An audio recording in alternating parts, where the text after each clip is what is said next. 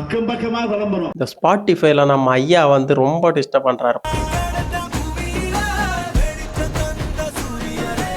பாட்டு கேட்கவே முடியல. பாட்டை போட்டா 30 நிமிஷத்துக்கு ஒரு ஆட்டின்னு முன்னாடி ஸ்பாட்டிஃபை இருந்துச்சு. இப்போ வந்து ஒரு பாட்டுக்கும் ஒரு ஆடு போட்டுட்டு இருக்கான். இந்த விடிவி கணேஷ் வந்து அப்பப்ப இங்க என்ன சொல்லுது இங்க என்ன சொல்லுது அடே ராமான்ல சொன்னப்பெல்லாம் எனக்கு பெருசா எதுவும் தோணல. ஆனா இந்த இவரு வந்தாலே வந்து கடுப்பாகுதுங்க. அதை பத்தி ஒரு வீடியோ போட்டிருந்தேன். அதுக்கு ஒருத்தர் கமெண்ட்ல வந்து ஆமா ப்ரோ எப்படி ஸ்டாப் பண்றது அதை அப்படின்னு கேட்டிருந்தாரு. அதுக்கு நான் ஒரு 3 வழியை கொண்டு வந்திருக்கேன். அதை உங்ககிட்ட சொல்ல போறேன். ஃபர்ஸ்ட் வந்து இது வந்து டெம்பரரி தான். வந்து ஒரு வாட்டியும் வரப்ப அந்த ஆட் வரப்ப பண்ணிட்டே இருக்கணும். ஆடை வந்து ரிப்போர்ட் கொடுத்து ஸ்ப்ரெட்டிங் ஃபால்ஸ் இன்ஃபர்மேஷன் அத ஒரு ஆப்ஷன் இருக்கும். அதை வந்து கொடுத்தீங்கன்னா ஏன் சொல்றேன்னா அது பொய் தானே, பொய் பிரச்சாரம் தானே பண்ணிட்டு இருக்காங்க. அப்பா வந்தார் அருமையாச்சு தந்தாருன்னு வந்து பொய் தானே சொல்றாங்க.